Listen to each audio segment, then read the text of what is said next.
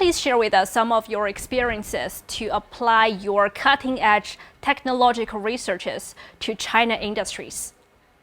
Well, becoming a member of the Chinese Academy of Science in China is a big honor. It's truly a big honor, and it's also a testimony for collaboration. You know, that you take a foreign scientist and you bring him into a Chinese institution. And it's customary all over the world that academies are changing members, and it's the way really to collaborate in order to build collaboration. I have many friends in China, and my university also has a campus, a university, a branch in China, in Shantou city in Guangdong province. So the relationship, the academic relationship between the two countries are very good.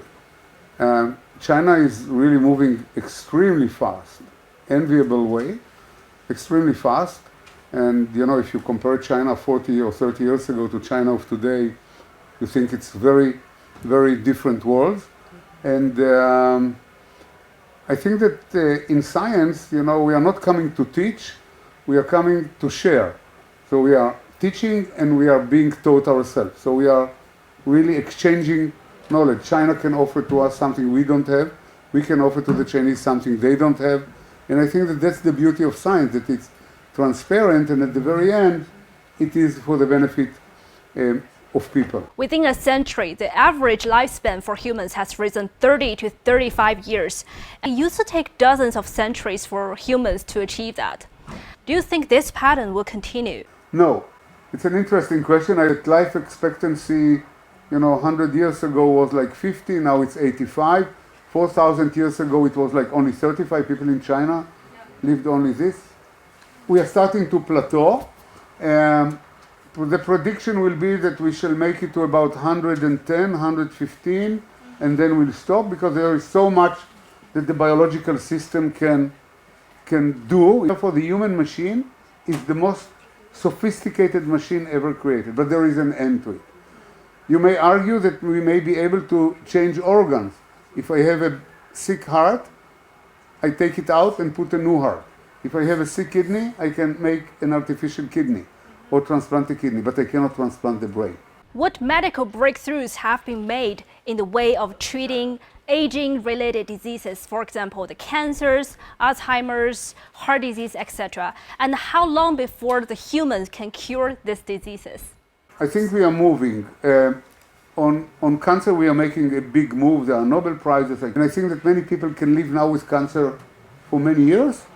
Some cancers are still deadly, like brain, pancreas, or ovaries in women, but many cancers we can elongate life, and we have efficient diagnostics and treatment. Heart diseases, we are doing quite well. We can change arteries, we can even transplant valves and so on. With memory and brain, we are still far away, but we shall solve it. But we understand the mechanisms of what's going on. These are aggregated proteins that are common to all neurodegenerative diseases, to ALS, Parkinson, Alzheimer, and so on and so forth. Maybe there will be other diseases that will come, because we didn't know about Alzheimer until we started to live long. Yeah. So aging, actually you can say something that is kind of looks like irrational, that we generated these diseases. By extending life, we brought these diseases to life: cancer, heart, brain. Because 120 years ago, they were very rare, because people didn't live long enough to get them. But nevertheless, I still prefer to live longer and fight the disease than to die at the age of 30. Used to say that ultimately we will cure the patients instead of the diseases. Do you think the customized treatment is a trend? And what efforts have to be made to achieve this? Yeah, this is more of a semantic, because until now, when a woman came with breast cancer, we didn't care about her name, nothing. We didn't care about the reason. We said, oh, you have breast cancer, we'll take the breast away. Yeah.